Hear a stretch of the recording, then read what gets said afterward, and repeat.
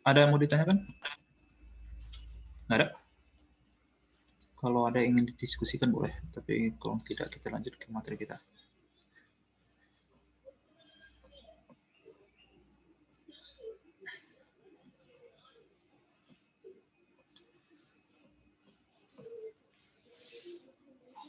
Nah, ini tadi ya, kita sampai sini tadi bahwa kalau seandainya harga turun, P1, P2, maka money demand akan turun. Ketika money demand turun, suku bunga akan turun. Investasi akan naik ketika suku bunga turun ya. Maka kuantitas barang dan jasa yang diminta itu akan naik, itu akan menyebabkan Y1 akan menjadi Y2.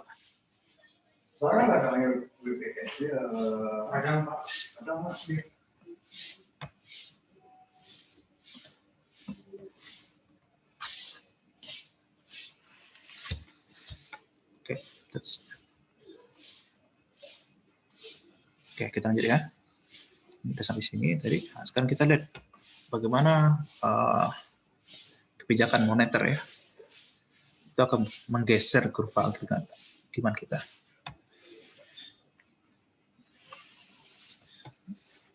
Kita tadi melihat ya, ada suatu kurva, ada money demand sama money supply.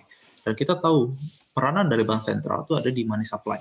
Ya, kebijakan dari bank sentral itu berada dalam menggeser kurva money supply-nya. Nah, kalian akan sering nanti ya melihat satu berita, sekarang udah mulai terbiasa nanti kalian lihat koran gitu ya, atau lihat di TV, itu berita itu biasanya melaporkan kira-kira bank sentral targetnya terhadap suku bunga berapa gitu kan. Itu lazim tuh digunakan.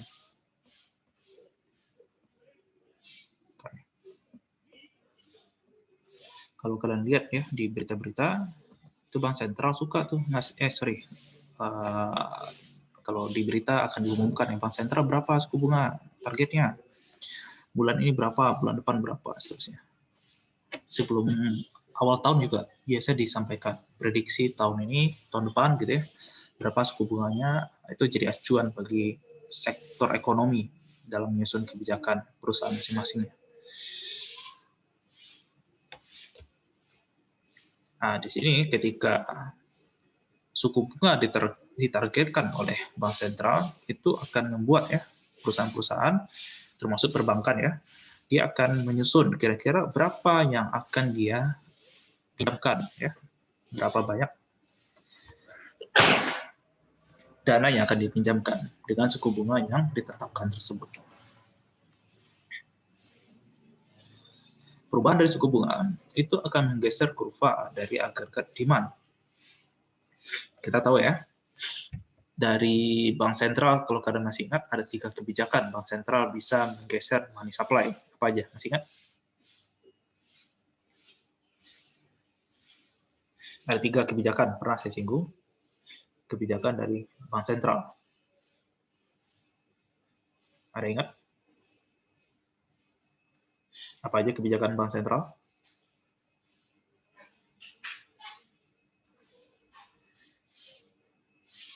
Tidak ada ingat sama sekali. Gimana kalian ujian? Ada 3 kebijakan. Apa aja?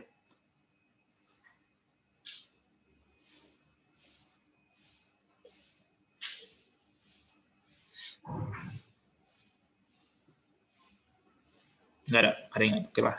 Ada 3. Pertama tuh open market. Ada sih open market operation. Atau operasi pasar terbuka ya. Operasi pasar terbuka itu dia bisa nanti membeli atau menjual surat berharga. Kalau dia beli surat berharga, berarti dia menarik uang dari masyarakat. Kalau beli surat berharga, dia membeli ya. Ketika dia beli daripada masyarakat, dia akan ngasih uang kepada masyarakat. Tapi uang jadi lebih banyak di masyarakat. Tapi kalau dia jual surat berharga, berarti dia lagi menarik uang di masyarakat. Oke. Bisa juga dengan kebijakan memberikan suku bunga ya. Ketika suku bunga naik, maka orang-orang akan tidak ingin meminjam. Artinya dia akan menabung lebih banyak. Jumlah uang akan lebih sedikit. Tapi ketika suku bunga diturunkan, orang-orang jadi ingin meminjam lebih banyak. Oke. Apalagi kebijakan satu lagi? satu lagi, dia akan memberikan rasio cadangan. Ketika rasio cadangan yang boleh disalurkan ya, itu dinaikkan, ada 80-20 ya misalnya. 20 harus disimpan, 80 disalurkan. Atau dinaikkan cadangannya jadi 30, maka yang bisa disalurkan itu semakin sedikit. Artinya uang akan sedikit. Nah, di sini kita lihat kebijakan dari bank sentral itu bisa menggeser ya perubahan dari money supply. Kita coba lihat ya.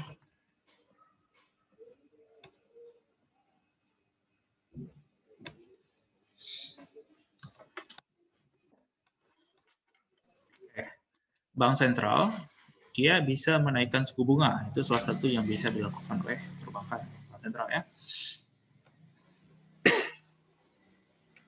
Jadi bank sentral bisa menaikkan suku bunga dengan cara menurunkan money supply-nya. Jadi money supply-nya diturunkan dari MS1 menjadi MS2, maka suku bunga itu akan naik. Terjadinya kenaikan suku bunga itu akan menurunkan kuantitas barang dan jasa yang diminta. Ya. Y1 akan menggeser dari Y1 menjadi Y2. Maka agregat demand akan bergeser ke sebelah kiri dengan harga P masih tetap sama.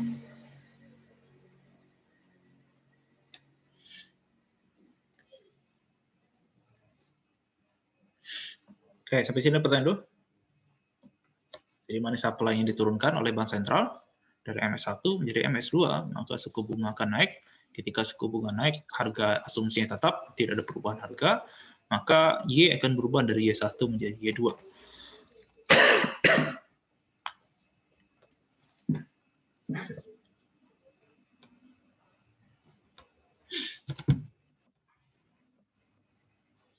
Oke, lanjut ya. Kalau tidak ada pertanyaan, saya akan lanjut. Nah, di sini kalian bisa lihat kira-kira apa sih dampaknya kalau bank sentral mengurangi jumlah uang beredar. Atau apa dampaknya kalau jumlah uang beredar dinaikkan ya. Kalau harga di sini asumsi tetap ya, tidak perubahan, maka itu dianggaplah di sini kita lihat ya. Bank sentral itu tidak ekspansif. Dia tidak ingin mendorong pertumbuhan ekonomi, berarti itu. MS-nya bergeser dari M1 menjadi MS2. Harga jadi naik, maka pertumbuhan ekonomi akan turun kalau kita ingin lanjutkan ya. Oke, kita lihat beberapa contoh. Kita lihat dampak terhadap ekonomi jangka pendeknya dan outputnya ya. Kita juga akan melihat bagaimana bank sentral harus menyusun nanti, menyelaraskan money supply-nya dengan suku bunga untuk melakukan stabilitas output. Misal ya, contoh A, Kongres. Jadi pemerintah itu mencoba melakukan balance budget, neraca keuangan yang seimbang ya. Jadi pemerintah memutuskan untuk melakukan pemotongan pengeluaran pemerintah. Yang kedua, terjadi booming pasar saham. Jadi ekonomi di pasar saham itu terjadi kenaikan, itu meningkatkan kesejahteraan masyarakat ya. Yang ketiga, terjadi perang di Timur Tengah ya. Gara-gara perang di Timur Tengah itu menyebabkan harga minyak menjadi naik. Oke, contoh yang pertama, kalau seandainya pemerintah itu memutuskan melakukan neraca keuangan yang seimbang dengan cara memotong pengeluaran pemerintahnya, maka ketika pemerintah itu melakukan penurunan agregat government expenditure, itu agregat demand akan turun. Kita ingat Y itu adalah C tambah I tambah G tambah X. Jadi ketika G-nya turun, maka Y akan turun. Begitu juga dengan output-nya ya.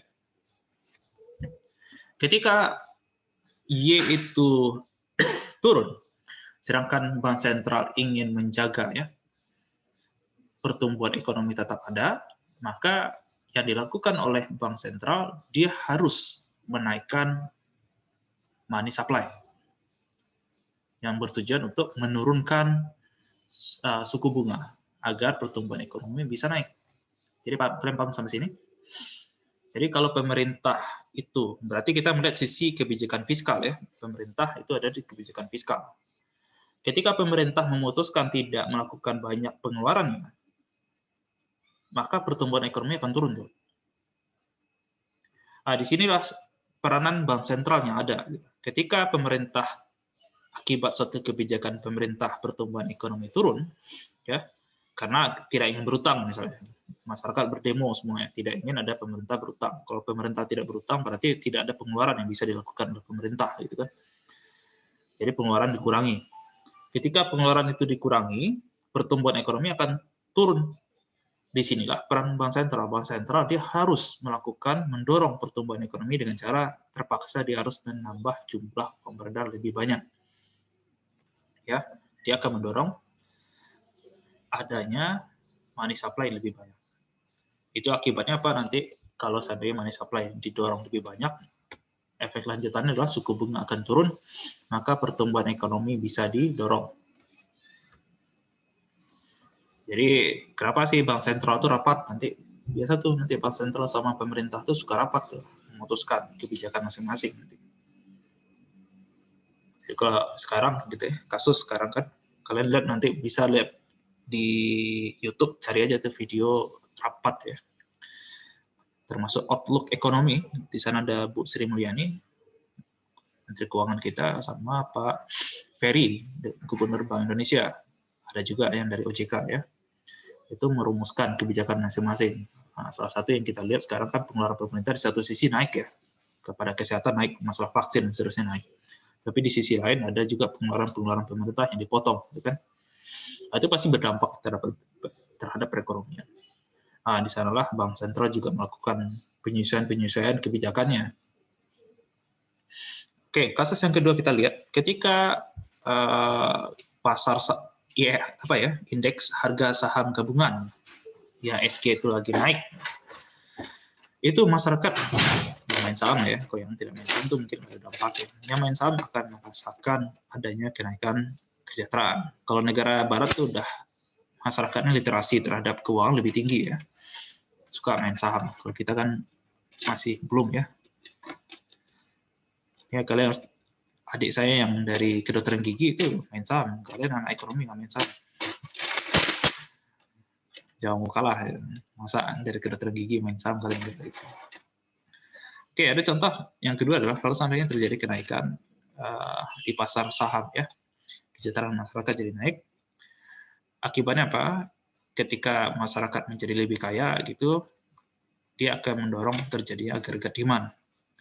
Ketika masyarakat menjadi lebih kaya juga, dia butuh barang dan jasa lebih banyak. Jadi agregat demand naik, maka kebutuhan akan naik ya. Itu akan menyebabkan output akan tumbuh di atas nilai alamiah. Karena melebihi dari tingkat alamiah, maka disinilah peran bank sentral, jadi akan melakukan penurunan money supply-nya. Ya. Jadi ketika pertumbuhan ekonomi didorong dari sisi lain, dari kesejahteraan masyarakat, sekarang peran bank sentral bisa tuh, dia akan mengurangi money supply-nya. Kalau kita lihat lebih lanjut kan tujuannya apa? Biar harga-harga tidak naik melambung lebih tinggi. Dia harus menahan sedikit gejolak dari pertumbuhan kesejahteraan masyarakat terlalu tinggi, itu bisa menaikkan harga-harga melambung lebih tinggi. Maka di sini kita lihat the Fed ini Bank Indonesia-nya Amerika ya, itu harus menurunkan money supply dengan cara menaikkan suku bunga. Akibatnya apa? Agregat demand akan menjadi lebih turun lagi. Yang C adalah terjadi perang di Timur Tengah. Akibatnya agregat supply akan turun. Ya. Jadi ketika harga menjadi lebih mahal, produsen akan kesulitan. Contoh di Indonesia juga ya. Ketika harga BBM naik, biaya transportasi biasanya kan lebih mahal, dari satu kota ke kota lain jadi lebih mahal, harga-harga produksi itu akan lebih mahal nanti. Jadi ketika ingin memproduksi barang, dia butuh modal lebih besar, dan akibatnya apa? Output itu akan turun ya, karena biaya importnya lebih tinggi, maka barang yang dihasilkan dari satu negara tersebut akan turun. Untuk mengatasi ini, itu bank sentral terpaksa dia lagi dorong lagi tuh, naikin lagi money supply-nya. Jadi dia akan melihat ya, apa yang terjadi pada perekonomian. Kalau seandainya output-nya jadi turun, maka bank sentral harus menaikkan. Kalau naiknya terlalu tinggi, di atas tingkat alamiah, maka bank sentral harus menahannya. Jadi itulah fungsi bank sentral ya. Kalau kerja Bank Indonesia ya rapatnya kayak gini aja. Lihat ekonomi, apakah lagi naik atau turun. Gitu. Kalau dia lagi naik, apa yang harus kita lakukan? Kalau ada krisis, apa yang harus kita lakukan? Maka gaji kan gede. Ini kita lihat kebijakan dari fiskal terhadap agregat demand ya.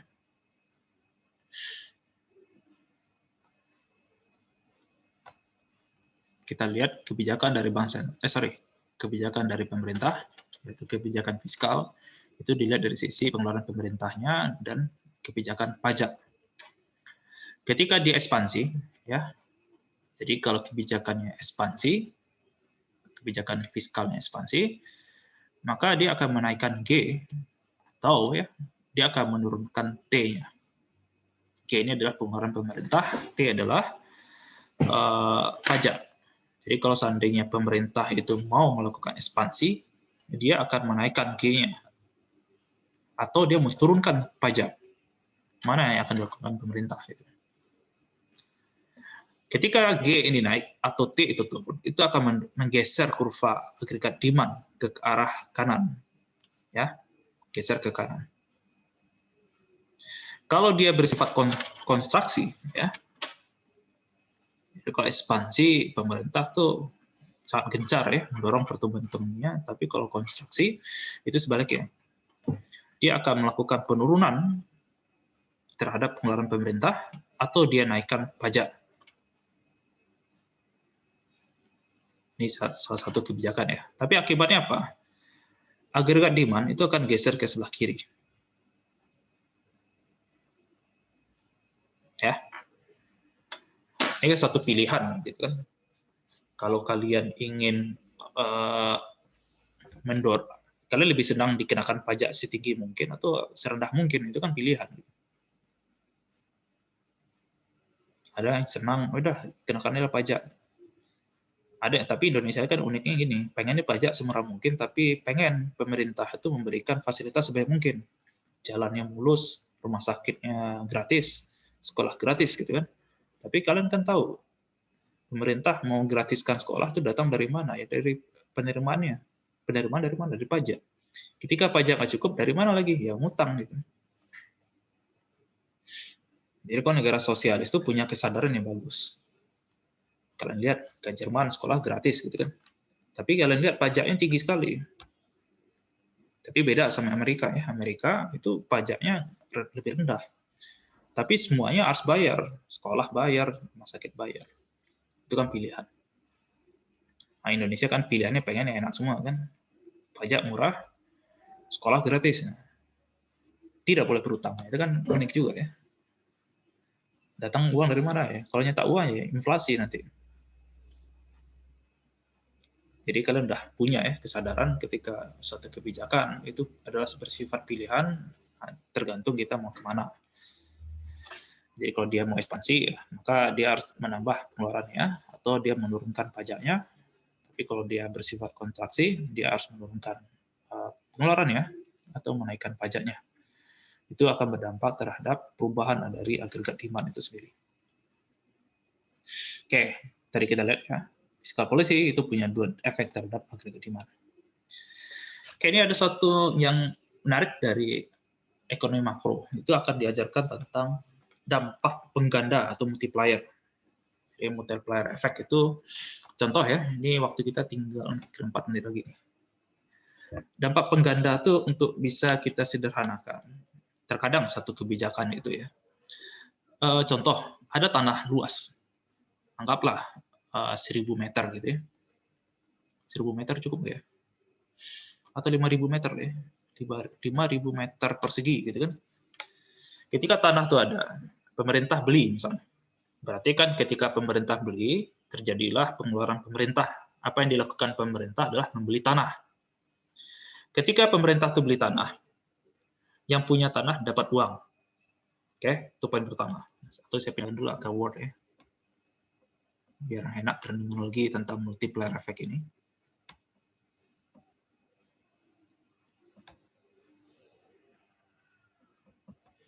Oke. Nah, misal ya, kita sederhanakan 3 menit dan cukup. Ini kita lakukan satu pemisahan ya. Ada tanah misalnya. 10.000 lah, 10.000 meter persegi lah ya. Cukup luas ini ya. Ada tanah misalnya. Segini. Nah, anggaplah harganya berapa nih? 1 meter misalnya 1 juta lah ya. 1 juta berarti berapa tuh? 10.000 tambah 0,4 jadi 1 juta. Oops.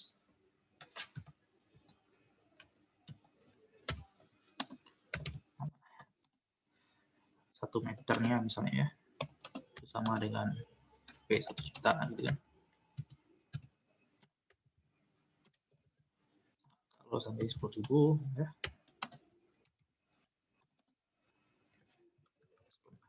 Ini berarti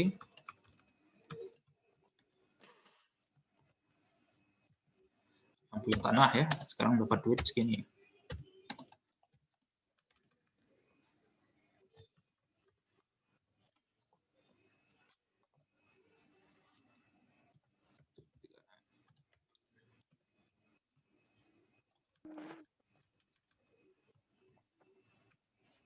Berapa tuh? 10 M ya. Nah, si punya tanah sekarang punya uang 10 miliar. Nanti yang punya tanah punya uang 10 miliar yang bisa belanja sebaik mungkin ya. Jadi yang pertama yang dapat untung, yang dapat kekayaan dulu ya.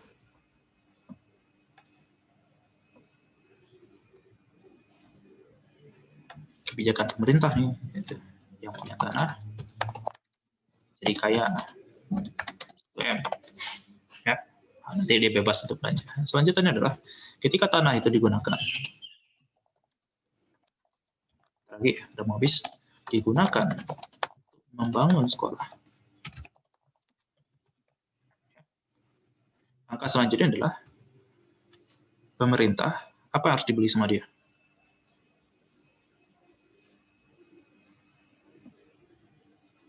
Apa yang harus dilakukan oleh pemerintah?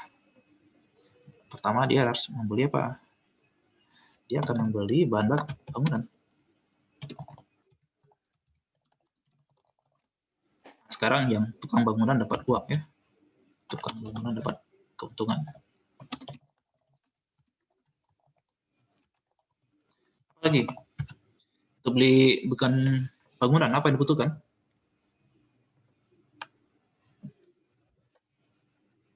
Bisa bangunan itu berdiri sendiri? Pekerja, Pak. Ada pekerja. Kita butuh tukang. Ya. Tukang dapat pekerjaan. Tukang ini, apakah penduduk sana? Kebanyakan tidak kan? Berarti tukang ini, dia butuh apa? Dia butuh, tukang akan butuh tempat makan. Makan gitu kan? Nah, muncullah rumah makan. Di sekitar sana rumah makan muncul. Tukang juga butuh apa? Tempat tidur, tempat tinggal ya. Dari sana nanti masyarakat bikin apa? Bikin kos-kosan gitu. Nah, nanti ketika sekolah itu sudah jadi, ketika sekolah telah jadi,